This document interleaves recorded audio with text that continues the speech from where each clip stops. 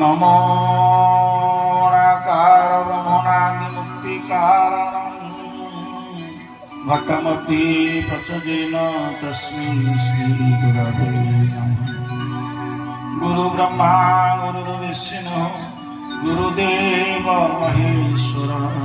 गुरुर्साक्षात् परब्रह्म तस्मै श्रीगुरवे नमः। वसुदेव सुतं देवं सचाणूरमर्दनं देवकी परमानंद कृष्ण वन्दे जगद्गुरु। नमो ब्राह्मण देवाय गो ब्राह्मण हिताय च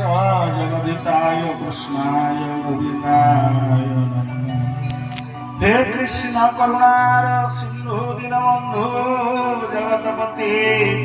गोपीश गोपिका कांत राधा कांत नमस्ते। व्यासाय नित्याय परमात्मने बलभद्र सुभद्रा जगन्नाथ ते नमः। जगन्नाथ बलभद्र सुभद्रा चक्ररूपेण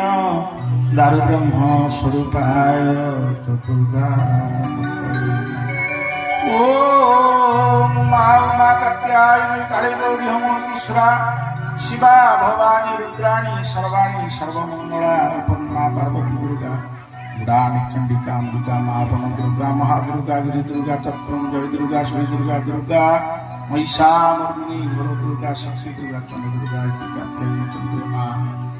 शरणागत दिनार्थ परित्राण प्रयाणी सर्वसाधन देवी नारायणी नमस्ते। सर्वमंगल मंगले शिवे सर्वार्थ साधिके शरणे त्र्यंबके गौरी नारायणी नमस्ते।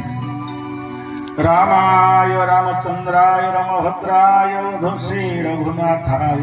नाथाय सीताय पतये नमः। श्री गुरु चरण शरद रज निज मुनि मुकुरी सुधारी वरनौ रघुवर निर्मल जसु जो दायक फल गोविंद गोविंद राधे जय गोपाल गोपाल राधे जय गोविंद राधे जय गोपाल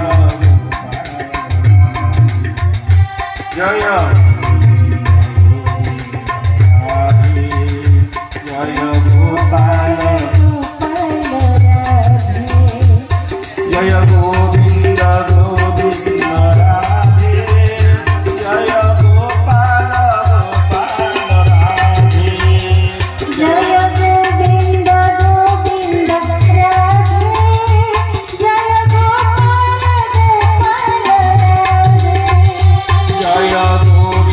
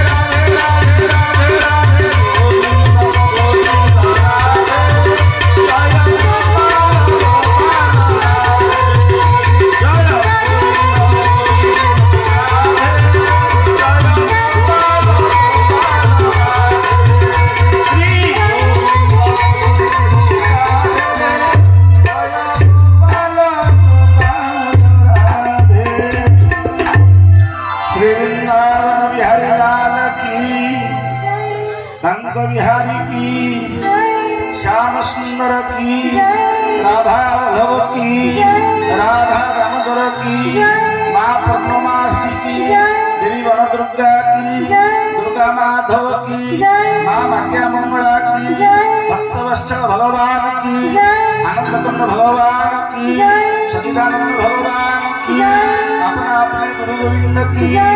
आज के आनंद दिन की, जय आज के आनंद उत्सव की, जय समस्त मातृमंडल की, जय अनुष्ठान कर्मकर्ता वृंद की, जय समस्त उद्योक्ता की, जय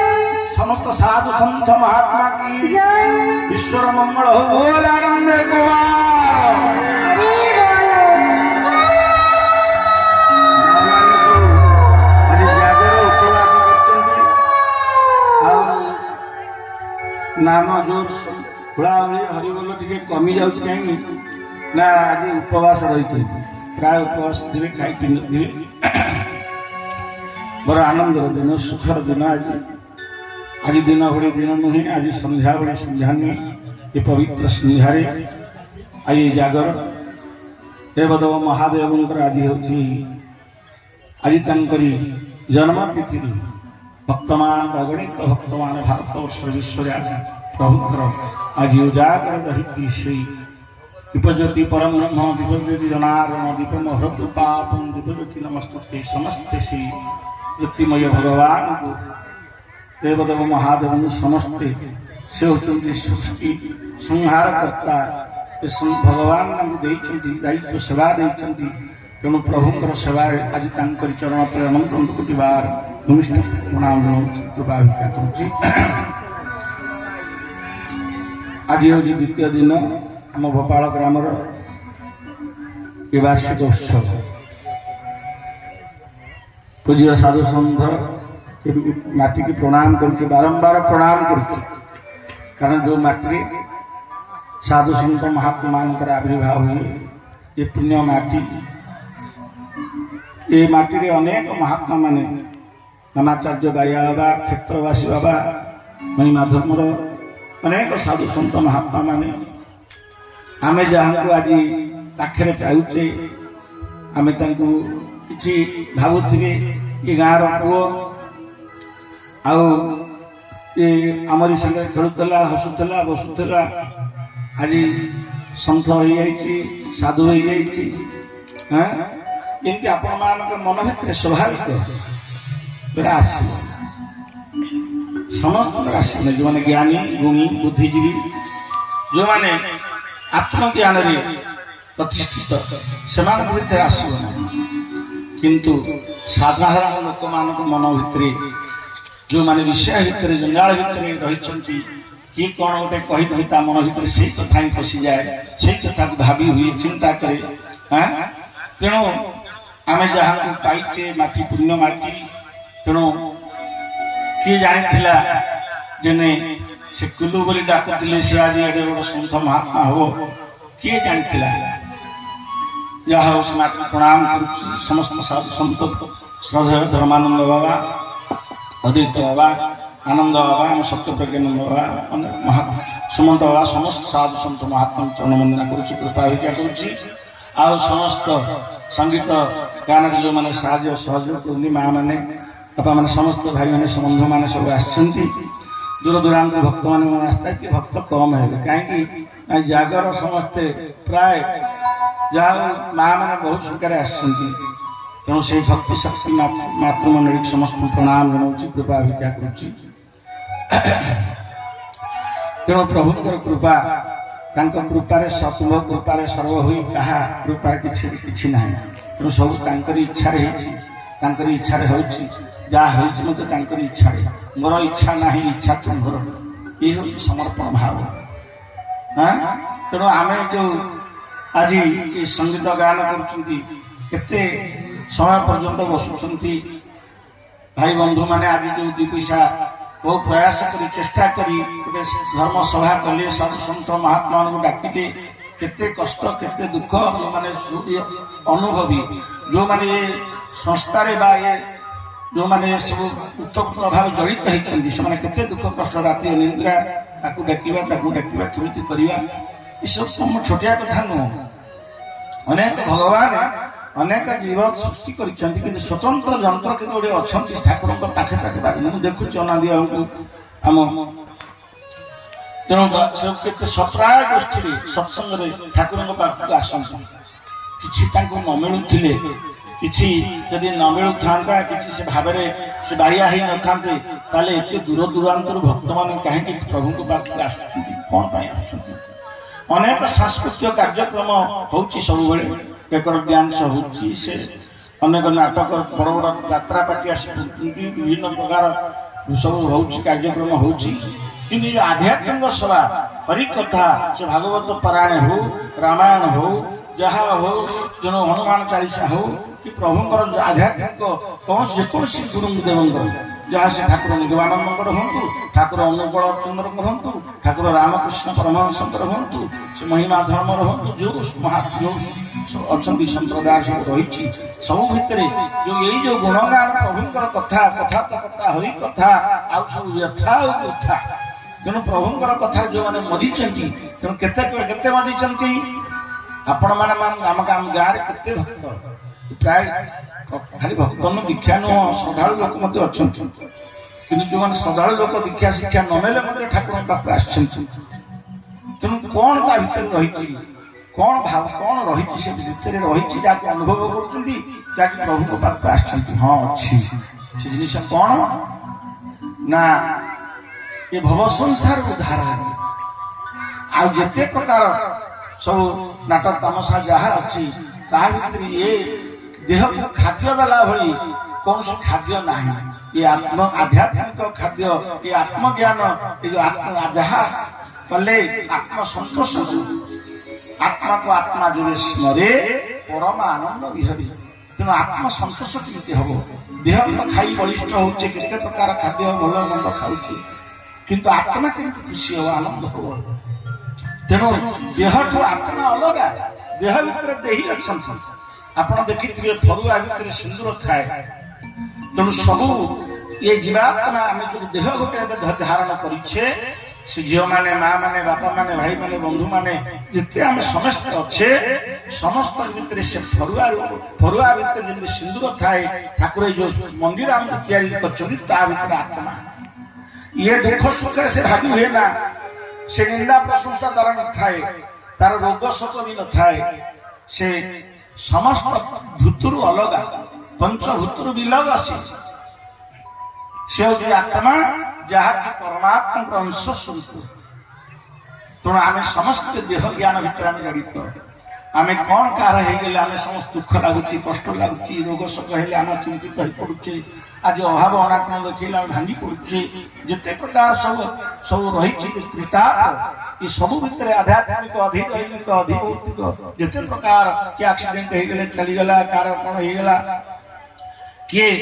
କାହାକୁ କିଏ ବାଘ ଖାଇଦେଲା କିଏ ଫାଶୀ ଦେଇଦେଲା କିଏ ଦୌଡ଼ି ଦେଇଦେଲା ଏ ଯେତେ ପ୍ରକାର ସବୁ ଏସବୁ ରହିଛି ଯାହାକି ଯୋଉ କଥାଟି ମୁଖରେ ଧରିବା କଥା ନୁହଁ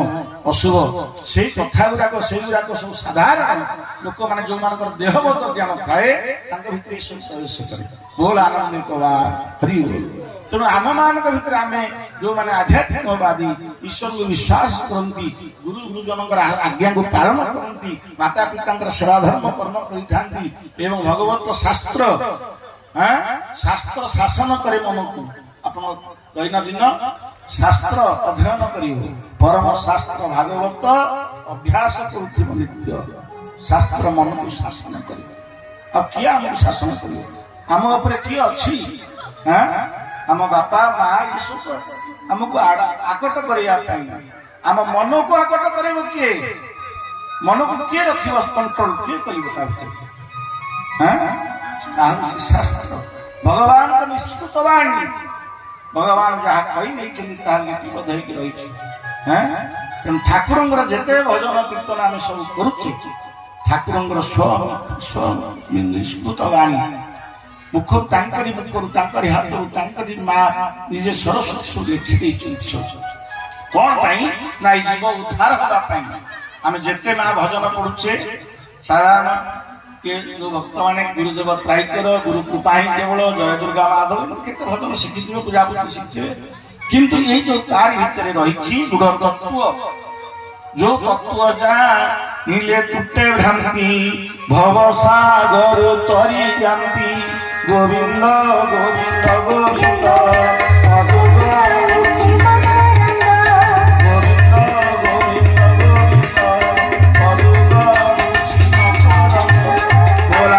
भगवान की तेणु से मकरंद पान करने जो जहा शास्त्र श्रवण कले एवं जहा द्वारा आम भितरे अमृतर धारा सृष्टि हुए ये माइक स्थायी ये संसार प्रति वितृष्णा आसे थिले मध्य संसार भितरे नथिला भली लागे प्रभु सबरी संगे संग होई काहारी संगे न मिसिबु यही सूत्र गोटी साधु पासरे साधु सेविले पई आमे दुख कष्ट काई भोगुचे आमे जड़ित हो जाइछे ए माया संसार सहित एते छंदी हो जाइछे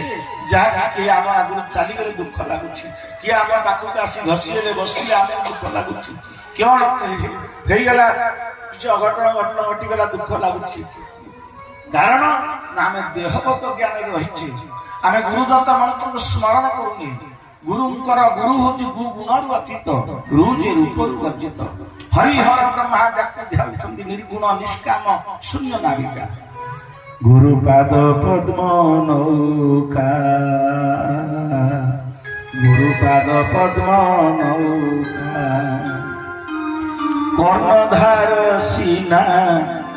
कर्णधार सीना श्री गुरु एका गुरुपाद पद्म गुरुपद पद्म नौका कर्णधार सीना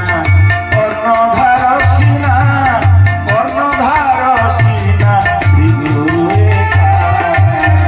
गुरुपद पद्म नौका गुरुपद पद्म नौका भगवान की जय। गुरु छुट्टिया टी समय जो माने गुरु आज्ञा पालन करते जीवन में सफल लाभ कर प्रभु कृपा लाभ कर सेदिन मातंगी ऋषि के आश्रम सबरी रही जन अस्पर्श जातिर झीटी से मातंगी ऋषि गुरु कही गुरु के आज्ञा को पालन करता दीर्घ काल पिला बेल वृद्धा पर्यंत गुरु कही अरे मातंगी सबरी मु पलैबी मोर समय आसला मन रख मंत्र स्मरण करुता दिन ठाकुर राम भगवान आसिए आ दर्शन पाइबा निश्चित गुरु अकाट्य तेणु आम जो गुरु वाक्य अवहेला करेला कले भेड़ा बुड़ कोई जाए कही बेड़ गोविंद सुमर बेड़ पाए कि ना किए काली देखी काली कौन हम कि जानी किए देखी केते मृत्यु आसो हाँ कीट हूँ ब्रह्म पर्यंत काल कवल प्रभु ये काल कवल काल निया मानुसारे समस्ते कीट हूँ ब्रह्म पर्यंत काल कवल हरि हे काल कवल काल निया मानुसारे समस्ते काल रूपरे बसी पछरे नम राशि जे स्थान उदय मुहंबीर शशि से गोलकपुर कहे आनंदधार से गोलकपुर कहे आनंदधार से स्थान पूजोग लयसी नाम से स्थान पूजोग लयसी नाम बोते बुलुच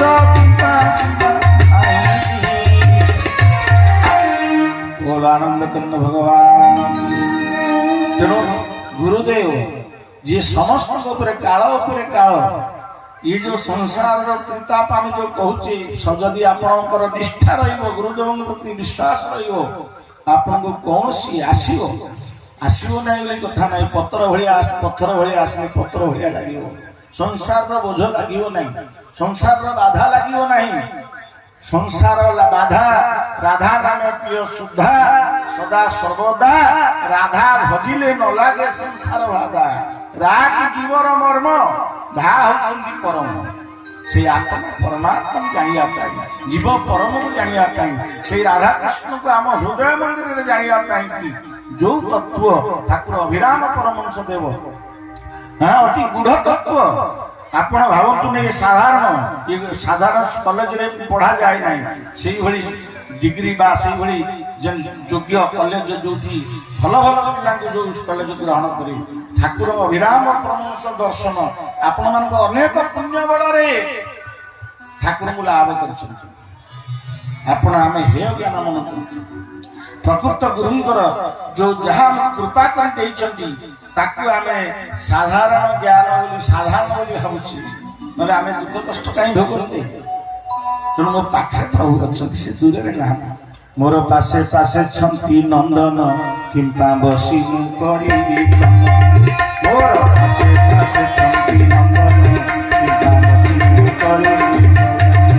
ମୋର ପାଶେ ପାଶେ ଛନ୍ତି ନନ୍ଦନ କିମ୍ପା ବସି ମୁଁ କରିବି। ମୋ ପ୍ରଭୁ ପାଖରେ ଥାଉ ଥାଉ ମୁଁ ଏତେ ଦୁଃଖ କାହିଁ କରିବି କଣ ପାଇଁ କାନ୍ଦିବି। ତେଣୁ ଆମେ ଯେତେ କାନ୍ଦୁଛେ ଭଗବାନଙ୍କ ପାଖରେ ସେ ଠାକୁରାଣୀ ଝିଅ ତମ ଗ୍ରାମ ଦେବତୀ ପାଖରେ ହଉ ସେ ଶିବଙ୍କ ପାଖରେ ହଉ ଠାକୁରଙ୍କ ପାଖରେ ହଉ ଠାକୁରଙ୍କ ଆଶୀର୍ବାଦ ହେଲେ କଣ ହେଲା ସେ ଠାକୁରଙ୍କ ପାଖରେ ମଧ୍ୟ ପୁଅଟା କେମିତି ପାସ୍ କରିକି ଆସିବ ସେ ଅମକଟା ହବ ସମକଟା ହବ ଏମିତି ନାନାଦି କାମନା ଅସରନ୍ତି କାମନା। ତେଣୁ କାମନାର ବିନାଶର ଦୁଃଖର ବିନାଶ ଯାହାର ଯେତେ କାମନା ତାର ସେତେ ଦୁଃଖ ମା। ଯେତେ ଭାବେ ଆମ ପୁଅଟା ଯାଇକି ଗୋଟେ କଣ ହେଇକି ଆସିବ ହରି ପୁଅ ଆସିଲା ବେଳକୁ ଏଡି ପୁଅ ଆସିଲା ବେଳକୁ ତୁ ଭାବୁଛୁ ମନରେ ମୋ ପୁଅ ଗୋଟେ କଣ ଏମିତି ହେଇଥିବ। ତେଣୁ ଏଇସବୁ ଭାବନା ତେଣୁ ସବୁବେଳେ ଅନେକ ଜୀବ ସଂସାରରେ ଅଛନ୍ତି। ମନୁଷ୍ୟ ଗୋଟେ ଜୀବ ସ୍ୱତନ୍ତ୍ର ତାର କର୍ମ କରିବାର ଅଧିକାର ଅଛି ଫଳରେ ତାର ଅଧିକାର ନାହିଁ। ତେଣୁ କର୍ମ କରିବ ଫଳରେ ଆଶା ରଖିବନି ମୋ ପୁଅ ବଡ ହେଲେ ଚାକିରି କରିବ ବୋହୂ ଆଣିବ ମୋ ସେବା ଧର୍ମ କରିବ ଇଏ ସବୁ ବୃଥା ଚିନ୍ତା ବୃଥା ଭାବନା ଆପଣଙ୍କୁ ଦିନେ ହଇରାଣ ହେବେ ଦୁଃଖରେ ପଡିବେ। ଆପଣ ଏ ଆଶା ଭରସା ରଖନ୍ତୁ ନାହିଁ। ଆଶା ଜଣଙ୍କ ପାଖରେ ସର୍ବ ଆଶା କରି ହରି ପଦ କଞ୍ଜେ ନେଇ ଜାଣିବି ତାଙ୍କ ସବୁ ଆଶା ଯେତେ ପ୍ରକାର ଆଶା ତୁ କରିଛୁ ସବୁ ଆଶାକୁ ନେଇ ତାଙ୍କ ପାଦ ତଳେ ଢାଳିଦେବେ। ସେ ଯାହା ହଉ ସେ ପୁଅ ହଉ ଝିଅ ହଉ ଭଲ ହଉ ମନ୍ଦ ହଉ ଯାହା ଅଛି ଠାକୁରଙ୍କ ପାଖରେ ସାରଣ କରିଦେ। ପ୍ରଭୁ ମାର ତାର ଯାହା କର ହେ ମୋତେ ଶରଣ ରଖ ଆଉ ତୁମ୍ଭେ ମୋ ଆଶ୍ରୟ ସ୍ଥଳଟି ଆହେ ପଙ୍କଜ ମୁଖ ତୁମ୍ଭେ ମୋ ଆଶ୍ରୟ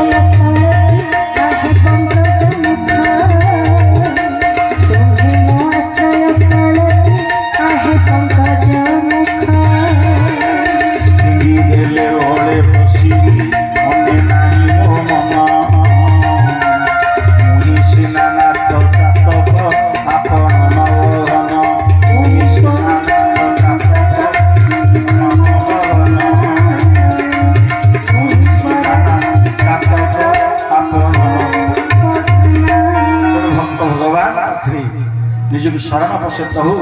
ଆପଣଙ୍କ ଇଚ୍ଛା ଆପଣ ଯଦି ନର୍କରେ ଯଦି ପଡେ ଯାଇ ନର୍କରେ ପ୍ରଭୁ ମୋତେ କର ତ୍ରାହି ଯଦି ନର୍କରେ ପଡିବ ସେ ତଥାପି କହିବ ନାହିଁ ପ୍ରଭୁ ମୋତେ ଉଦ୍ଧାର କରେ।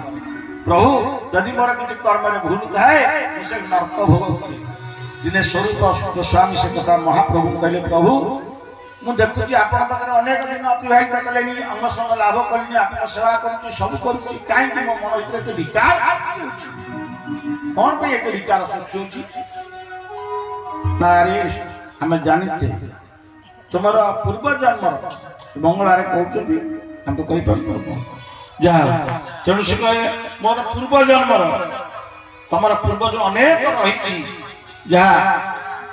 ଦୁଷ୍କୃତ ସେ ସହଜରେ କଣ ଯିବ ଯିବା ପାଇଁକି ତମେ ଏମିତି ତମେ ସେ ଯାଉ ନ ଯାଉ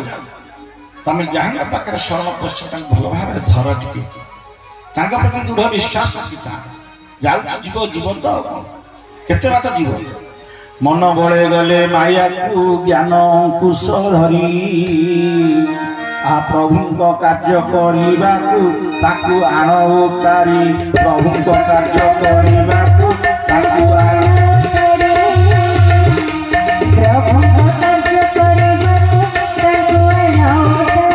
ଜ୍ଞାନେନ୍ଦ୍ରିୟ କର୍ମେନ୍ଦ୍ରିୟକୁ ଆଇନ ସ୍ୱାଧୀନେ ରଖି ପ୍ରଭୁଙ୍କ କାର୍ଯ୍ୟ ନ କରି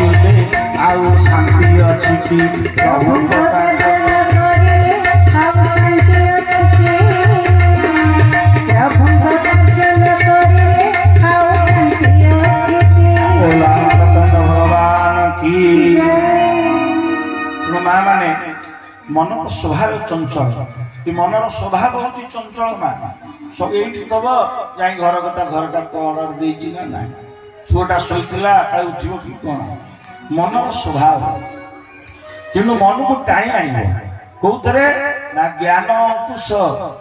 ଯୋଉ ଗୁରୁଦତ୍ତ ମନ୍ତ୍ରରେ ଗୁରୁଙ୍କର ଭକ୍ତି କର୍ମରେ ଯୋଉ ଯାହା ଦେଇଛନ୍ତି ଗୁରୁ ତାକୁ ଧରିବ ତେଣୁ ପ୍ରଭୁଙ୍କୁ ଧରି ଆଣିବ ପ୍ରଭୁଙ୍କ ଚରଣ ତଳେ ଲଗେଇବ ଆହା ତେଣୁ ପ୍ରଭୁଙ୍କ ପାଖରେ ଲଗେଇଲେ କଣ ହବ ନା ସେ ତାଙ୍କୁ ସମର୍ପଣ କରିଦେଲେ ପୁଅ କଥା ସେ ବୁଝିଦେବେ ତୁ ଏଇଠି ବସିଥିବୁ ପୁଅ କଥା ଠାକୁର ବୁଝିବେ କଣ ଆବଶ୍ୟକ ପୁଅକୁ କ୍ଷୀର ଦେବେ କି ପାଣି ଦେବେ କି ଭଲ ମନ୍ଦ ହବ ତାପରେ କଣ ପଡିବ ସବୁ କଥା ପ୍ରଭୁ ନେଇଯିବେ ତୁ ସମର୍ପଣ ଦଉନୁ ତୁ ତାଙ୍କୁ ଚିନ୍ତା ନ କରିକି ବୃଥା ଚିନ୍ତା କରୁଛୁ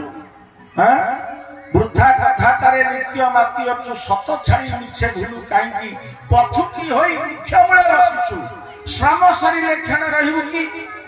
ତୋରି ସଙ୍ଗରୁ ଜଲଣି ଯେତେ ଦେଖିଛୁ କି ନେଲାଣି କେତେ ମଧୁମାଛି ପରି ଯାହା ଶୁଣିଛି ଅଛୁ ତୁହି କେଣେ ଗଲେ ସେଇ ଆଣିକି ହସି ହୋଇ ଅଭିରାମ ବାଇ ହରିଧନ ଠାରୁ ଆଉ ଧନ ନାହିଁ ଏକ ବିଷ ଶସ୍ତ୍ର 600 ଭରଣ ଅମଳ ମୁଠିରେ ରଖ ନେଇକି ପ୍ରଭୁ ଯୋଉ ଦେଇଛନ୍ତି ଭଜନ ତେଣୁ ସେ ଭଜନ ଟିକେ ସ୍ମରଣ କର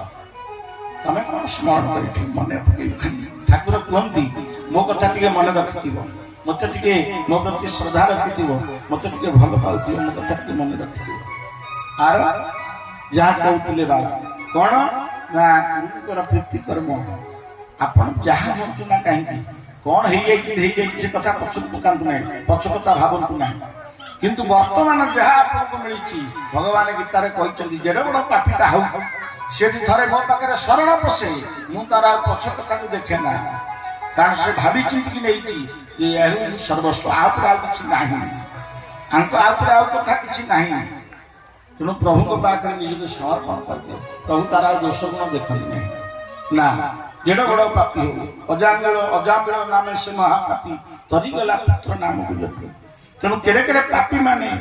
କଂସ ଠାରୁ ରାବଣ ଠାରୁ କଣ ପାପୀ ଆଉ ସବୁ ତମମାନେ ଅଧିକ ପାପ କରୁଛ ପାପ ପର ପୀଡ଼ୟା ହଉଛି ପାପ ପରକୁ ଯିଏ ଦୁଃଖ ଦିଏ କଷ୍ଟ ଦିଏ ସିଏ ହଉଛି ପାପ ତେଣୁ ପ୍ରଭୁ କାହାକୁ ଦୁଃଖ ଦବ ନାହିଁ ନା ଜମା କାହାକୁ ମନରେ ଦୁଃଖ ଦିଅ ନାହିଁ ତମ ସ୍ତ୍ରୀ ହଉ ପିଲା ହଉ ସ୍ୱାମୀ ହଉ ବାପା ଛୁଆ ହଉ ମା ହଉ ଯାହା ମନରେ କାହିଁ ଦୁଃଖ ଦବ କଣ ପାଇଁ ଦବ ଆରେ ଭଗବାନ ତ ତିଆରି କରିଥିଲେ ସ୍ୱଭାବ ତିଆରି କରି ସବୁ କଥାକୁ ଭାବି ନେବା ଯିଏ ବୁଦ୍ଧି ବିବେକ ଦ୍ୱାରା ବିଚାର କରେ ସେ ହେଉଛି ଭଗବାନଙ୍କର ଅତି ନିକଟତମ ତାଙ୍କରି ଭଗବାନଙ୍କ କରକମଳରେ ସେହି ବାଜେ ସମସ୍ତେ ବାଜିବେ ନାହିଁ ତେଣୁ ଯିଏ ପ୍ରଭୁଙ୍କର ବାର୍ତ୍ତାକୁ ଯିଏ ଚେତନା ଭିତରେ ମନେ ପକେଇ ନିଏ ଆହା ଇଏ ହେଉଛି ପ୍ରଭୁଙ୍କର କଥା ପ୍ରଭୁ ସେ ସବୁ ନିରା କରୁଛନ୍ତି ସକଳ ଘଟଣା କହିଛି ମୋହି ଖେଳ ମୋର ଖେଳ ମନେ ତୁ ନବ୍ୟର ଆବିଳ ଗୋବିନ୍ଦ ଗୋବିନ୍ଦ ଗୋବିନ୍ଦ ପଦୁଗଳୁଛି ମକରନ୍ଦ ଗୋବିନ୍ଦ ଗୋବିନ୍ଦ ଗୋବିନ୍ଦ ପଦୁଗଳୁଛି ମକରନ୍ଦ ଭୋଲାନନ୍ଦ ଭଗବାନ କି ତୁମେ ମା ସଂସାରରେ ଯୋଉ ଖେଳ ଯାହା ତ ଭାଙ୍ଗି ପଡିଛ ଏତେ ଦୁଃଖ କରୁଛ ଏତେ କଷ୍ଟ ପାଉଛ ସବୁ ଗୁଡା ଖେଳ ବୋଲି ଭାବିନି ଏଗୁଡାକ ଭିତରେ ସତ୍ୟ ନାହିଁ ସବୁ ଗୁଡା ମିଥ୍ୟା କିନ୍ତୁ ଠାକୁରଙ୍କର ବାଣୀରେ ଇଏ ସବୁ ଜଗତ ମିଥ୍ୟା ବ୍ରହ୍ମ ହିଁ ସତ୍ୟ ପ୍ରଭୁ ହିଁ ସତ୍ୟ ଆଉ ସବୁ କଥା ଦିନେ ଇଏ ନେତ୍ର ବୁଝିଦେଲେ ଭଗବାନ ଯଦି ମୁଦିବ ଯେବେଠି ତୁମେ କମଳ ନୟନ ସଂସାର ପ୍ରଳୟ ଆହେ ନାରାୟଣ କୃପା ନେତ୍ର ମେଲା କହେ ଆହେ କୃପାମୟ ପୂର୍ବ ପରି ସୃଷ୍ଟି ସବୁ ହୋଇବ ନିଶ୍ଚୟ ତେଣୁ ଏ ସବୁ ଯାହା ଦେଖୁଛି ଏ ସବୁ ସତ୍ୟ ହେଉଛନ୍ତି ଇଏ ତମରି ପାଖରେ ଅଛନ୍ତି ସତ୍ୟକୁ ଧରିଥିବ ଯେହି ନିଶ୍ଚୟ ପାରିବି ତାକୁ ମୁହିଁ ସତ୍ୟ ଅନନ୍ତ ନାମ ମୋର ସତ୍ୟରେ କରେ କାରବାର ତେଣୁ ସତ୍ୟକୁ ଟିକେ ଧର ତେଣୁ ସତ୍ୟ ଦେଖ ଏ ସବୁ ଗୁଡାକ ମିଥ୍ୟା ଆପଣଙ୍କ ଶ୍ୱାସ ପ୍ରଶ୍ୱାସ ହେଉଛି ସତ୍ୟ ତେଣୁ ସେ ସବୁବେଳେ ଅଛି ଆଉ ଥିଲା ଆଉ ଥିବ ତାହା ହେଉଛି ଆତ୍ମା ଆଉ କେହି ନୁହନ୍ତି ସେ ଘଟକୁ ଯାଇ ଜୀବକୁ ଧରି ପରମ ପୁରୀ ଯାଆନ୍ତି ନିଜ ଧାମ ତେଣୁ ଆପଣ ଯେତେ ସଂସାରରେ ବିଚରଣ କରୁଛନ୍ତି କରନ୍ତୁ ଯାହା ବ୍ୟବସାୟ କରନ୍ତୁ ଯାହା ଚାକିରି କରିଥାନ୍ତୁ ଯାହା ଘରେ ରୋଷେଇବାସ ବନାଇ ମିଠାଇ କରୁଥାନ୍ତୁ ଯାହାକୁ ଯୋଉ ସେବା କର୍ମ ଦେଇଛନ୍ତି ସେ କର୍ମ ଏସବୁ କର୍ମ କିନ୍ତୁ ଇଏ ନିଷ୍କର୍ମ ନୁହେଁ ଯୋଉ ଭକ୍ତ ये जो कर्ममय जंजाल रे जो माने चतुर भक्त तरका माछ जे होइबो जालरे देई दिबो ଯେଉଁମାନେ ତରକା ମାଛ, ଯେଉଁମାନେ ଚାଲାଖିଆ ଚତୁର, ସେଇମାନେ ହିଁ ପ୍ରଭୁଙ୍କୁ କଣ କରନ୍ତି ନା ସବୁର ନିଷ୍କର୍ମ କରନ୍ତି, କର୍ମ କରନ୍ତି ନାହିଁ। ତେଣୁ ସକଳ କର୍ମ କରୁଥାଉ, ଫଳକୁ ଶ୍ରୀକୃଷ୍ଣକୁ ଦଉ, ଗୋପୀମାନେ କରୁଥିଲେ। ତେଣୁ ଠାକୁରଙ୍କର ଏ ହେଉଛି ଗୋପିକା ଭାବ। ତେଣୁ ଠାକୁର ଯାହା ଆମକୁ ଦେଇଛନ୍ତି, କହିଲେ ହେ ସଂସାରୀ ଲୋକ, ଗୃହୀ ଲୋକ, ତମେ ଜଞ୍ଜାଳ ଭିତରେ ରହିଛ, ଦିନେ ଅନ୍ନ ନ ଖାଇଲେ ତମ ମୁହଁ ଶୁଖି ଯାଉଛି, ଯେତେ ପ୍ରକାର ଯାହା ସବୁ ଅଳ୍ପ ଆୟୁଷ, ଖୁବ୍ ବେଶୀରେ 50-60 ବର୍ଷ ଲୋକ ବଞ୍ଚୁଛି। ତେଣୁ ତାରି ଭିତରେ ତମାନେ କଣ ପୁଣି କେତେ ସମୟ ପଳେଇ ଯାଉଛି ଅଜ୍ଞାନରେ, 15-20 ବର୍ଷ ମଝିରେ କିଛି ସମୟ ପାଇଁ ତମକୁ ଶୁଭ ସୁଯୋଗ ଦେଇଛି। ଯୋଉ ସୁଯୋଗ ଦେଇଛି, ଯୋଉ ଶୁଭ ସମୟ ଦେଇଛି, ତାକୁ ଟିକେ ମତେ ଟିକେ ଚିନ୍ତା କର। ମତେ ଟିକେ ଚିନ୍ତା କର। ମୋର ସ୍ମରଣ ଯାହାର ଚିତ୍ତ, ତା ଦେହରେ ଖାଇନି ରେ ତ। ଯୋଉଠି ଥାଅ ନା କାହିଁ, ସ୍କୁଲରେ ଥାଅ, ଅଙ୍ଗନବାଡିରେ ଥାଅ, କି ଯୋଉ ସେବା କରୁଛ, ଟିକେ ପ୍ରଭୁଙ୍କୁ ଚିନ୍ତନ କରୁଥିବ, ଭାବୁଥିବ ଟିକେ। ପ୍ରଭୁ ଯାହା ହଉ, ମତେ ତ ଭାବୁଛି ସେଠି, ଆଉ କଣ, ଆଉ କୌଣସି କଥା ନଥାଏ, ମୁଁ ଟିକେ ଭାବୁଛି, ଚିନ୍ତା କରୁଛି। କେତେ ପ୍ରକାର ଜଞ୍ଜାଳ ଦେଇ କରୁଥିଲା ଭିରେ, ଚୁଡା କୁଟିବାର ବେଳରେ କେଉ ଟୁଣିକି ଦେଖ, ସ୍ତନ୍ୟପାନ ଦେଉ ଅଛଇ, କୋଳେ ଧରିଲା ଲୋକ, ଇଣେ ଚୁଡାକୁ ପାଛ ଦିନ ଗ୍ରାହକ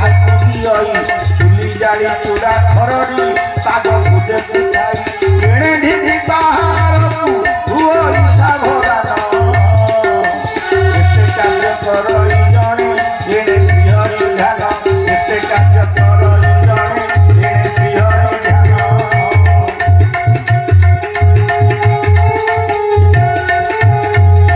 ତେଣୁ ଠାକୁର ଗୋଟେ କେଉଁଠି ଗୋଟେ ଉଦାହରଣ କଲେ,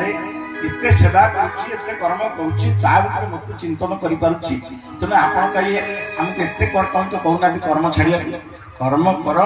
କିନ୍ତୁ ଭଗବାନଙ୍କୁ ଯାହା କରୁଛୁ, ଯତ୍ କରସି ଯଦସ୍ନାସି ଯତ୍ ଜୁହସି ଯଦାସି ଯତ୍ ଯତ୍ ତପସ୍ସି ତତ୍କୃଷ୍ଣମଦର୍ପଣ। ହେ ଅର୍ଜୁନ, ତୁମେ ଯାହା କର୍ମ କରୁଛ, ଯାହା ଭୋଜନ କରୁଛ, ଯାହା ଦାନ କରୁଛ, ଯାହା ତପ କରୁଛ, ସବୁକୁ ଅର୍ପଣ କର, ତାହେଲେ ମୋତେ ପାଇବ। ରୋଷେଇ ହେଇଗଲା, ପ୍ରଭୁ ଟିକେ ସେଇଠି ମା ସମର୍ପଣ କରିଦେବ। ପ୍ରଭୁ ଯାହା ଅଣା ଗୁଣିଆ କରିଛି, ସବୁ ଆପଣଙ୍କର କର। ପ୍ରଭୁ ଯାହା ଦେଇଛ, ଯାହା ଦେଇଥିଲ ପ୍ରଭୁ ହେ, ତାହା ତୁମକୁ ଦେଲି, ଅଭୟ ଚରଣ କମଳେ ସିନା ଶରଣ ଗଲି, ଅଭିରାମ ପ୍ରେମାନନ୍ଦରେ ସ୍ତୁତି କଲା, ଅଭିରାମ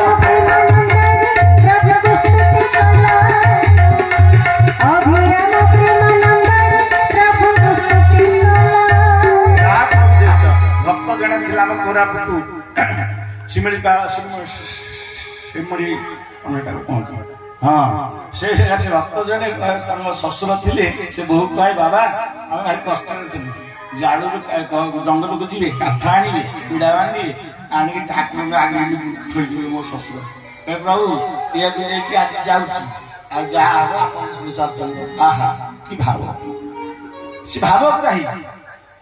ଆଉ କିଛି ଦେଖନ୍ତି ନାହିଁ। ମା ଭାବ ବୁଝିବାକୁ ସିନା ଆସ ଧାଇଁ, ତେଣୁ ତୁମେ ଭୋଲାଇଛ ଭାବଗ୍ରାହୀ। ତେଣୁ ଭାବଗ୍ରାହୀ ଅନେକ ତ ଯାଇଥିଲେ ମାତାମଣୀ ଋଷିଙ୍କ ଆଶ୍ରମ ଦେଇ, ଅନେକ ଲୋକ ବୁଲୁଥିଲେ, କିନ୍ତୁ ସେ ତାଙ୍କ ପ୍ରତି ଏତେ ଶ୍ରଦ୍ଧା କାହିଁ ପ୍ରଭୁ ଗୁରୁଦେବଙ୍କର ଆସିଲା? କଣ ପାଇଁ ଆସିଲା? ନା ଇଏ ଜଣେ ସଚ୍ଚା ଭକ୍ତ, ସଚ୍ଚା ଶିଷ୍ୟ। ସେ ଜାତି ଦେଖନ୍ତି ନାହିଁ, ଗୁଣ। ଯେତେ ପ୍ରକାର ତମେ ଜାତି, ବୈଭବ, ଭୋଗ, ଯେତେ ପ୍ରକାର ସୁନ୍ଦର ଅସୁନ୍ଦର, ଏ ସବୁ କଥା ଭଗବାନ ଦେଖନ୍ତି ନାହିଁ। ଭଗବାନ ତମ ହୃଦୟକୁ ଦେଖନ୍ତି, ଆଉ କିଛି ଦେଖନ୍ତି ନାହିଁ।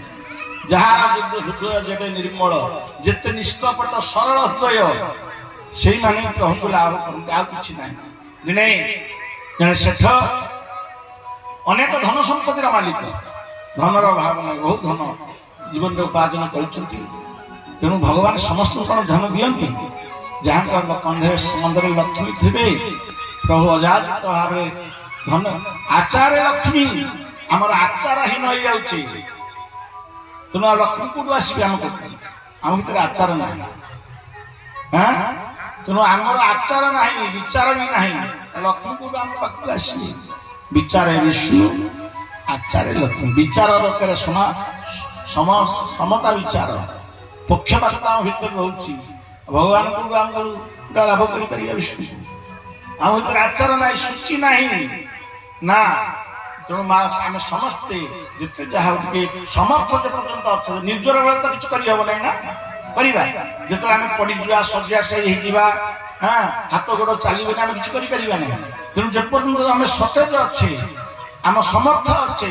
ସେତେବେଳେ ଟିକେ ଆଚାର ଭିତରେ ଚଳିବା ନା ତେଣୁ ପ୍ରଭୁ କାହିଁକି ଚଳିବା ଆପଣଙ୍କ ପାଇଁ ମଙ୍ଗଳ ଏ ଜୀବ ପାଇଁ ମଙ୍ଗଳ କଣ ଏମିତି ଆଚାର କରୁ କରୁ କରୁ କରୁ କରୁ କରୁ ପ୍ରଭୁ ନିର୍ବିଚାର ହେଇଯିବେ ପ୍ରଭୁ ଆସିବେ ଯେତେବେଳେ ନେତ୍ରେ ଉଦୟ ହେବ ଭାନୁ ମୂର୍ତ୍ତି ପୂଜା ସରିଯିବ ସେଇଦିନ କେତେ ଦିନ ମୂର୍ତ୍ତି ପୂଜା ଆପଣ କରିବେ ଆପଣ ହାତ ଚଳୁଛି ଗୋଡ଼ ଚଳୁଛି ଫୁଲ ଆଣୁଛନ୍ତି ତୁଳସୀ ଆଣୁଛନ୍ତି ଧୂପ ଆଣୁଛନ୍ତି ଲଗାଉଛନ୍ତି ପୂଜା କରୁଛନ୍ତି ଯେତେବେଳେ ଯେତେବେଳେ ନ ଚଳିବ ଆଉ ଯାଇପାରିବେ ଠାକୁର ଘରକୁ ବୋହୁ କହିବ ବାହାରେ ତୁ ଯା ପୂଜା କରିକି ମୁଁ ଏଇଠି ବସୁଛି ସ୍ମରଣ କରୁଛି ସେତେବେଳେ ଆପଣ ସ୍ମରଣ କରିବେ କେତେ ଦିନ ଅନେକ ଦିନ ଆପଣ ପୂଜା କରିଛନ୍ତି ସେଇ ପ୍ରତିଛବି ଆପଣଙ୍କ ମୁଖରେ ଆପଣଙ୍କ ଭିତରେ ପଶିଯିବ ଠାକୁରଙ୍କର ସ୍ୱରୂପକୁ ଆପଣ ଦର୍ଶନ କରିବେ ଆମର ସେବକ ମାନେ ଆଶ୍ରମରେ ଅଛନ୍ତି ଯୋଉମାନେ ରୋଷେଇ କରୁଛନ୍ତି ରୋଷେଇଆ ସେ କଣ ଆଳତି ଯାଇପାରିବେ ଯୋଉମାନେ ଗୋସେବା କରୁଛନ୍ତି ସେ ଆଳତି ଯାଇପାରିବେ ଗୋସେବା କରୁଛନ୍ତି ଗୋସେବା ଛାଡ଼ିକି ଆସିକି ଆଳତି ଦେଖିବେ ଠାକୁରଙ୍କର ନା ଠାକୁର ଯିବେ ତାଙ୍କ ପାଖକୁ ଯେତେବେଳେ ଗାଈ ଗୋବର ପୋଛୁଦେବେ ତ ଠାକୁରଙ୍କ ବାସ୍ନାରୁ ତୁଳସୀ ଅଗୁରୁ ପ୍ରଭୁଙ୍କର ସେଇ ସୁମଧୁର ବାସ୍ନାରୁ ଜାଣି ଅନେକ ଦିନ ଠାକୁର ସେଇଠି ମୁଣ୍ଡିଆଟି ମାରିବେ ଠାକୁର ସେଇ ଗୋବର ହାତ ଠାକୁର ପ୍ରଣାମ ଟିକେ କରିବେ ହେଲେ ପିଲେ ଶୁଣ ତମେ ଯଦି ନିଷ୍କାମ ଭାବରେ ଶାନ୍ତି ଧ୍ୟାନ ଯଦି ପ୍ରଭୁଙ୍କର ସେବା କରୁଥିବ ତମେ ଠାକୁର ଆପେ ଆସି ତମ ପାଖକୁ ତମେ ଠାକୁରଙ୍କ ପାଖକୁ ଯିବ ଠାକୁରଙ୍କ ପାଖକୁ ଯିବା ତେଣୁ ଯେତେ ଭକ୍ତ ଆଜି ଇତିହାସରେ ଆମେ ରଚିତ ହେଇଛି ସେ ବନ୍ଧୁ ମହାନ୍ତି ହୁଅନ୍ତୁ ଦାସିଆ ବାଉରୀ ହୁଅନ୍ତୁ ସେ ଯିଏ ହଉଛନ୍ତି ଯୋଉ ଯୋଉ ମହାତ୍ମା ମାନେ ସବୁ ଆସିଛନ୍ତି ସବୁ କଣ ସେଇ ଗୃହସ୍ଥ ଲୋକ ସଂସାରୀ ଲୋକ ଛୁଆ ପିଲା ଥିଲା କିନ୍ତୁ ଭଗବାନ ତାଙ୍କ ଘରକୁ ଆସିଛନ୍ତି କି କୃପା ତେଣୁ ସେଇ ସମତା ବିଚାର ଭଗବାନ ଲକ୍ଷ୍ମୀ ସମସ୍ତଙ୍କ କାନ୍ଧରେ ନଥାନ୍ତି ତେଣୁ ସେଠ ସେଦିନ ଚିନ୍ତା କଲେ ଏତେ ଆମେ ସ୍ତ୍ରୀକି ପଚାରିଲେ ଲକ୍ଷ୍ମୀ ଦେବୀ ପଚାରିଲେ କଲେ କଣ କହୁଛ ଏ ଧନ ଜମ ଆମର ତ ପିଲାପିଲି କିଛି ନାହିଁ ତେଣୁ ଏ ଯୋଉ ସମ୍ପତ୍ତି ଅଛି ଆକୁ କଣ କରିବା ପ୍ରଭୁଙ୍କ ସେବାରେ ଲଗେଇବା ପ୍ରଭୁଙ୍କ ସେବା କେମିତି ହବ ମା ଖାଲି ପ୍ରଭୁଙ୍କ ପାଖରେ ଥୋଇଦେଲେ ପିଲା ଆଣିକି ଭୋଗ କରିଦେଲେ ପ୍ରଭୁ ଖାଇଯିବେ ସକଳ ଘଟରେ ଅଛନ୍ତି ବାସୁଦେବ ମନୁଷ୍ୟ ଘଟରେ ଦେଖ ଅଳ୍ପ ସାଧୁଙ୍କ ହୃଦୟ ମୁଁ ବସଇ ସେ ମୋର ହୃଦଗତେ ଥାଇ ସାଧୁଏ ନିଜ ଭାବେ ଥାନ୍ତି ନିନ୍ଦା ଶୋଷଣ କରନ୍ତି ସାଧୁ ଯେ ମଳୟ ପବନ କାଷ୍ଟକୁ କର ଚନ୍ଦନ ସାଧୁଙ୍କ ସଙ୍ଗ କରନ୍ତି ଦେବେଲ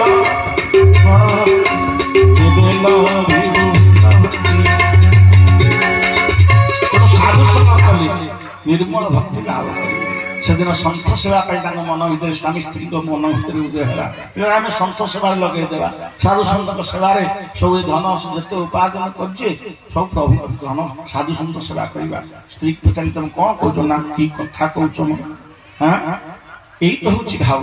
ଜଣେ ସ୍ୱାମୀ ଯୋଉ କଥା କହିବ ସେ ପଚାରିବ ଟିକେ ସ୍ତ୍ରୀ ଯୋଉ କଥା କହିବ ସ୍ୱାମୀ ଟିକେ ପଚାରିବ ଦେଖିବ ଆପଣଙ୍କର ଭାବ ଜୀବନ ସାରା ବୁଢା ବୁଢୀ ଏଇ ଶରୀର ତ୍ୟାଗ କରି ସ୍ଥୂଳ ଶରୀର ତ୍ୟାଗ କରିବା ପର୍ଯ୍ୟନ୍ତ ଆପଣଙ୍କର ଭାବ ସେମିତି ଦୁର୍ବଳିତ ହୋଇକି ରହିଥିବ ସେ ସ୍ତ୍ରୀ ଲୋକଟା ତାକୁ କଣ ପଚାରିବା ରାବଳା ଦୁର୍ବଳା ତାକୁ କଣ ଗୋଟେ ପଚାରିବେ ସେ ଚାଲାକିଆ ହେଇଯିବ ଏଇଟା ଭୂତଟା ଏଇଟା କଣ ପଚାରିବ ମୋ ମୁଖ ପାଖରେ ସବୁ ଧନ ଧନ ସବୁ ଅଛି ରହୁଛି ଏଇଟା ଭୂତଟା ଆଉ କଣ ପଚାରିବେ କେମିତିଆ ଲୋକ ଆପଣ ମନେ ରଖିଥାନ୍ତୁ ତାଙ୍କର ଭାବ କେମିତିଆ କୋଉ ଭାବରେ ସେମାନେ ଅଛନ୍ତି ସଂସାରୀ ଲୋକ ତେଣୁ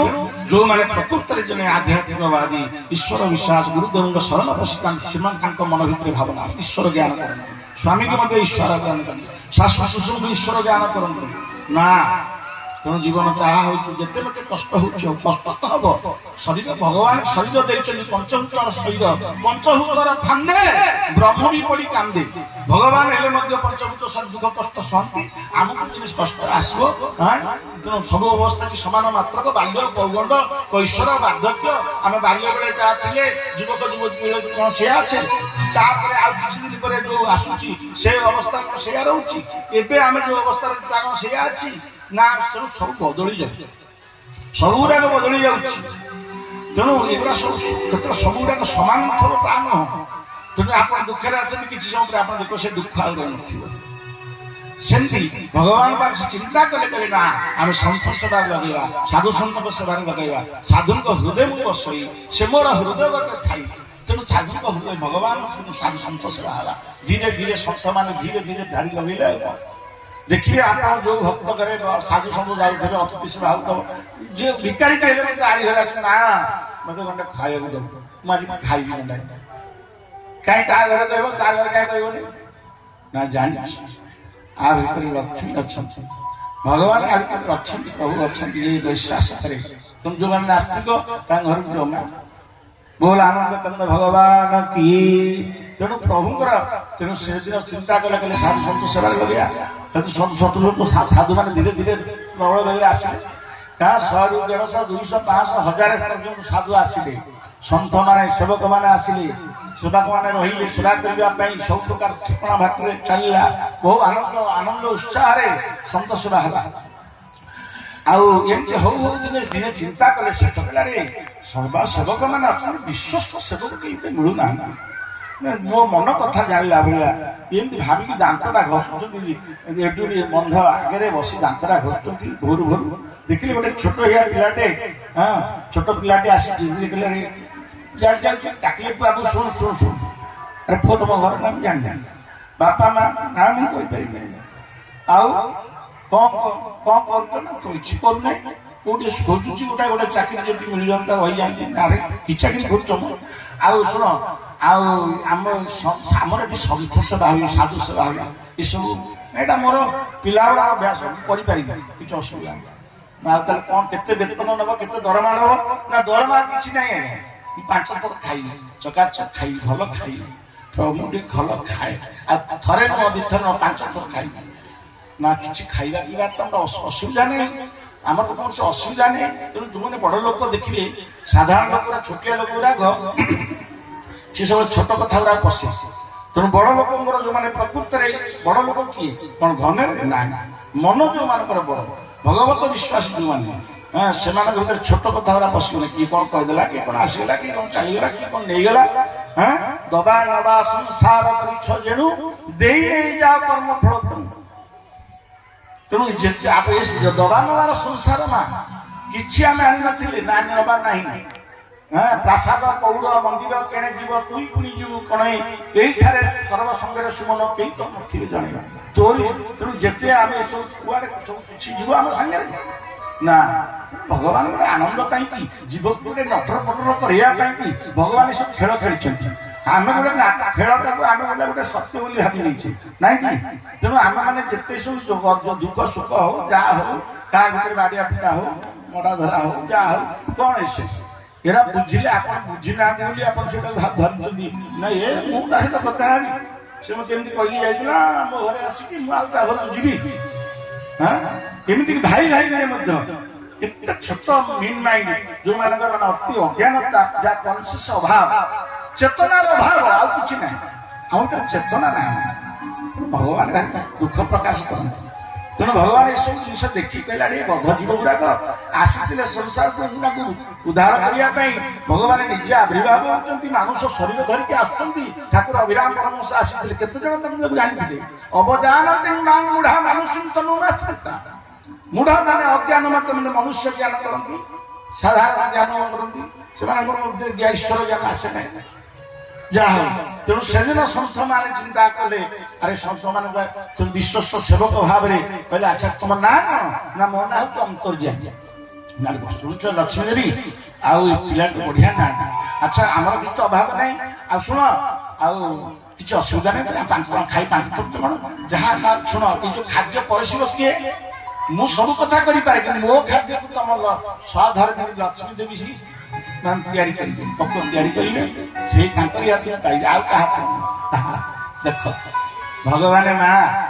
ସମସ୍ତେ ତ ଅମଣିଆ ତିଆରି କରୁଛନ୍ତି, ପ୍ରସାଦ ଭୋଗ ଲଗାଉଛନ୍ତି, ଭଗବାନ ସମସ୍ତଙ୍କ ହାତରୁ ପାଆନ୍ତି ନାହିଁ। ସେଦିନ କାହିଁ ବିଦୁର ଘରେ ସେଦିନ ଯାଇକି ତାଙ୍କ ସ୍ତ୍ରୀଙ୍କ ହାତରୁ ଉଲଟ ରହିଛନ୍ତି, ଲୁଗା ବଦଳିନାହାନ୍ତି, ଓଦା ବସ୍ତ୍ର ପିନ୍ଧିଛନ୍ତି, କଦଳୀ ଗୁଡାକ ଚୋପା ଗୁଡା ଖାଇ ପକେଇଲେ କଣ କି? କାରଣ କଣ? କଣ ପାଇଁ ଖାଇ ପକେଇଲେ? ତେଣୁ ଏ ହଉଛି ଭାବ, ଆଉ କିଛି ନାହିଁ। ଭାବ ଭୁଞ୍ଜିବାକୁ ସିନା ଆସ ଧାଇଁ, ତେଣୁ ତୁମେ ବୋଲାଇଛ ଭାବ ପାଇଁ। से भाव भूमिका से आउ किसी बुझे नहीं ग्रहण करेंगे नहीं माँ केतेबेले कौ रूप भी आसे से भाव चिंतन भर रही आप जापर न जापर नहीं तेणु जदि सब ईश्वर ज्ञान थी आप मो प्रभु आसिले यही भाव आस खाई पड़े यही भाव आसी मत देदेली प्रभु मोर यहाँ खोजुली जहाँ ठाकुर कि मध्यम पद बाबू मध्यम जिन मिलगला से पद बाबू नुह आप ईश्वर चेतना भितर थे आप ईश्वर ज्ञान आसवा पद बाबू किए मु किए प्रभु भर थी प्रेरणा देते पद जा जा जा तू ही जीव तेणु से दिन अंतर्यामी भगवान सत विचार भक्त जो विचार आसे जो सत विचार जो ठाकुर निश्चिंत भाव पूर्ण करते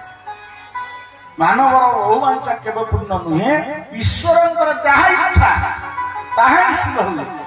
तेणु भगवान जोड़ा स्वाद इच्छा जोड़ा भगवान सेवा युक्त से सेवा गुड़ाक से भगवान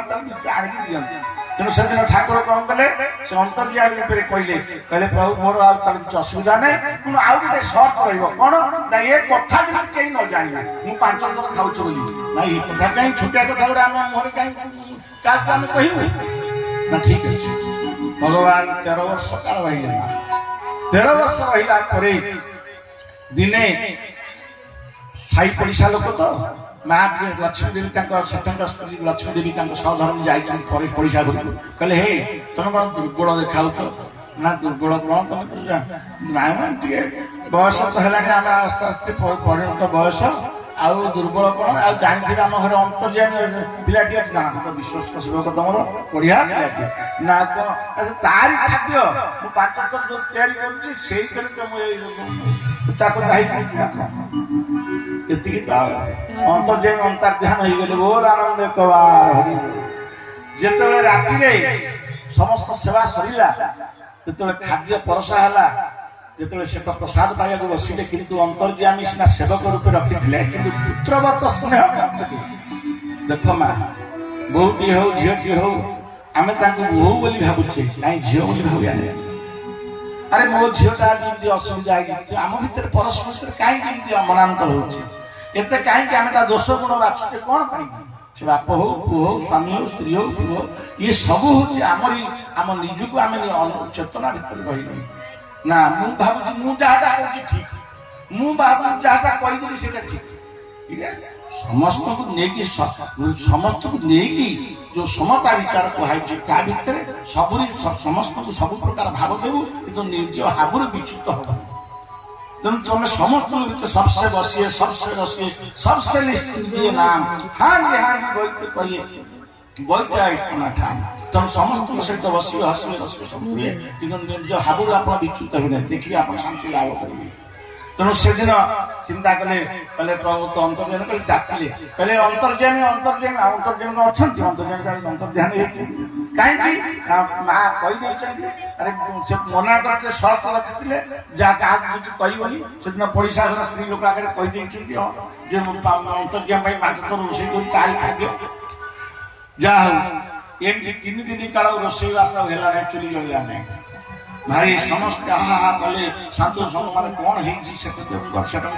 बहु हाहाकार गए धनी पकई गले कौन है दुख केमी लाघव हो प्रभु समस्त आकुल प्रार्थना कले प्रभु आ सही पाइले वैकुंठ टलमल है प्रभु आसिले से अंतर्यामी रूप आसिले बाबा प्रसाद पाई न पड़े प्रसाद पा अब तुम भाव 13 वर्ष का तुम पाखे तुम साधु सत सेवा कल जे तुम भाव तुम सेवा तुम सेवार संयुक्त कर भगवान अनंत शयन प्रभु क्षीराब्दी जल प्रभु अनंत शयन विश्राम कर भल लगे प्रभु भाई लीला खेला करने प्रभु आसती धराधाम भरा तेणु प्रभु टे बेले सेवक मान भक्त एमती जोड़ हो जाती भक्त भगवान अभेद तीड़े मात्र नथाई भेद तेणु अभिराम बाई कही प्रेमिक भक्त त्रिकुटे देख नयन भरी जो मैंने प्रेमिक भक्त जो मान पूर्व प्रेमिक हवा तो सहज कथा नुह माँ अनेक ठाकुर निगमानंद परमहंस अनेक गुरु वर्ण करते ज्ञानी गुरु जोगी गुरु हाँ आउ तंत्र गुरु शेष प्रेमी गुरु कले प्रेम साधना करने गौरी माता को से दिन 16 वर्ष कि शताधिक बयसर ସେ ମା କିନ୍ତୁ ତାଙ୍କୁ ଦେଖି ସେ ଦେଖାନ୍ତି 16 ବର୍ଷର ଯୁବତୀ ଗୋଟିଏ ମସିନା ଧୀରେ କହିଲେ କହିଲେ ପୁଅ ଆଜି ଗୋଟିଏ ମସିନାରେ ଆମେ ବିଶ୍ରାମ କରିବା ଦେଖ ପରୀକ୍ଷା ଭଗବାନ ଯାହାକୁ ସେ ଯାହାକୁ ଧରିବେ ସେ ଯାହାକୁ ଭଲ ପାଇଥିଲେ ଯୋଉ ମାଙ୍କୁ ଯୋଉ ସୁଧାଂଶୁ ବାଳାକୁ ଏତେ ଭଲ ପାଉଥିଲେ ବାପ ଘରକୁ ଛାଡୁନଥିଲେ ତାଙ୍କ ସ୍ତ୍ରୀକି ଏତେ ଭଲ ପାଉଥିଲେ ନଳିନୀକାନ୍ତ ରୂପରେ ଥିଲେ ତେଣୁ ସେଇ ସୁଧାଂଶୁ ବାଳାକୁ ଭଲ ପାଇ ପାଇ ପାଇ ପାଇ ଚାଲିଗଲା ତାରି ନେଇକି ତାକୁ ନେଇକି ତାରି ଭାବନାରେ କେମିତି ତାକୁ ଭଲ ପାଇ ତାକୁ ଆଉ ଥରେ ମୁଁ ପାଇବି ଏମିତି ଖୋଜୁ ଖୋଜୁ ଖୋଜୁ ଖୋଜୁ ତେଣୁ ଭଗବାନଙ୍କୁ ଲାଭ କଲେ ଈଶ୍ୱରଙ୍କୁ ଲାଭ କଲେ ନିଜ ଭିତରେ ସେ ଈଶ୍ୱରତ୍ୱ ଫୁଟି ଉଠିଲା ତେଣୁ ସେ ସାଧନ କରି ସିଦ୍ଧି ଲାଭ କରିଥିଲେ ଗୋଟେ ସାଧନ ସିଦ୍ଧ ଗୋଟେ କୃପା ସିଦ୍ଧ ଗୋଟେ ସ୍ୱୟଂ ସିଦ୍ଧ ଠାକୁର ମା ପେଟରୁ ଜଟ ଆପଣ ବିଶ୍ୱାସ କରିଥିଲେ ଠାକୁର ଗୋଟେ ଲୀଳା ଖେଳା କରିବା ପାଇଁ ଗୋଟେ ଲୀଳା କରିବା ପାଇଁ ଏମିତି ଗାନ ବନ ଗଲେ ଗୋଟେ ତପସ୍ୟା କଲେ ମା କୁ ପାଇଲେ ଦୁର୍ଗାଙ୍କୁ ପାଇଲେ କିନ୍ତୁ ସବୁ ଠାକୁର ଯୋଉ ଆମ ଜୀବନ ପଢୁଛେ ଯାହା କରୁଛେ ଏ ସବୁ ପ୍ରଭୁଙ୍କର ଐଶୀ ଲୀଳା ଠାକୁର ମୂଳ ମା ପେଟରୁ ଜଟ ପିଲାବେଳରୁ ଠାକୁର କହିଦେଇଛନ୍ତି ଠାକୁର ପରମହଂସ ଆମର ଅଚ୍ୟୁତାନନ୍ଦ ତାଙ୍କ ଗୁରୁଙ୍କର ଜନ୍ମ କହିବା ଉତ୍ତରର ଚିଲିକାରେ ତାଙ୍କ ଗୁରୁଙ୍କର ଜନ୍ମ କହିବା ଉତ୍ତରର ଚିଲିକାରେ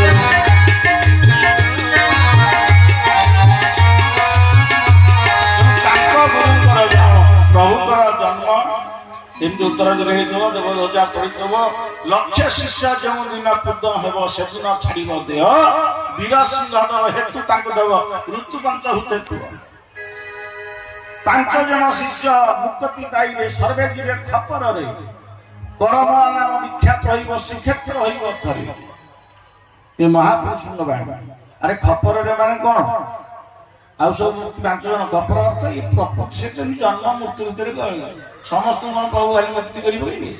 ହରି ହରି ବୋଲି କହି କରି ଯାଉଥାନ୍ତେ ବୈକୁଣ୍ଠେ ନଥାନ୍ତା ସ୍ଥାନ ଯଦି ହରି ହରି କରି ସମସ୍ତ ପ୍ରଭୁ ଲୀଳା ଖେଳା କେମିତି ହବ ତେଣୁ ପ୍ରଭୁ ଏସବୁ ଠାକୁରଙ୍କ ଲୀଳା ତେଣୁ ପ୍ରଭୁ ଆନନ୍ଦ ଅବତରଣ ସମସ୍ତଙ୍କୁ ଆସନ୍ତି ଯେତେବେଳେ ପ୍ରଭୁ ଆସନ୍ତି ଏ ଧରା ପୃଷ୍ଠକୁ ସମସ୍ତଙ୍କ ନିତ୍ୟ ସେବକ ମାନଙ୍କୁ ସାଙ୍ଗରେ ନେଇକି ଆସନ୍ତି ନହେଲେ ଖେଳିବେ କା ସହିତ ତେଣୁ ପ୍ରଭୁଙ୍କର କୃପା ବଳ ହବା ଯାହା ହଉ କଥା କୋଉ କୁଆଡକୁ ରମି ଯାଉଛି ତେଣୁ ଆଜିର ଦୁଷ୍ଟତା ଥିଲେ ଆପଣମାନେ ସମସ୍ତେ କ୍ଷମା କରିବେ ତେଣୁ ଯାହା ହଉ ସମସ୍ତଙ୍କୁ ଆଜିର କଥାକୁ ମୋ କଥା କହିକି ବିଶ୍ରାମ ଦଉଛି ଅଛନ୍ତି ଆନନ୍ଦ ବାବା ସ୍ୱଳ୍ପ ସମୟ କହିବେ ତାପରେ ଅଛନ୍ତି ଧର୍ମାନନ୍ଦ ବାବା ଆଉ ସତ୍ୟପ୍ରଜ୍ଞାନନ୍ଦ ଆସିଲେଣି ସେ ଜଣେ ତ ଜାଣିଥିବେ ମହାନ ବଡ଼ ପ୍ରବାଦ ଜଣେ ଦାର୍ଶନିକ ପ୍ରବକ୍ତା ଆଉ ପ୍ରଭୁଙ୍କର କଥା ଭାରି ସୁନ୍ଦର ସାଲିଲା କଣ୍ଠରେ ବହୁ ସମସ୍ତଙ୍କୁ ଆନନ୍ଦ ଦିଅନ୍ତି ଯାହା ସେ ମହାତ୍ମା ଆସି ପହଞ୍ଚିବେ ଏବେ ଆନନ୍ଦ ବାବାକୁ ଦଉଛି 15 ମିନିଟ୍ 10 ମିନିଟ୍ ଭିତରେ ତାଙ୍କର ସାର କଥାକୁ ପରିବେଷଣ କରିବେ ବୋଲ ଆନନ୍ଦ ଏକ ବାର ହରି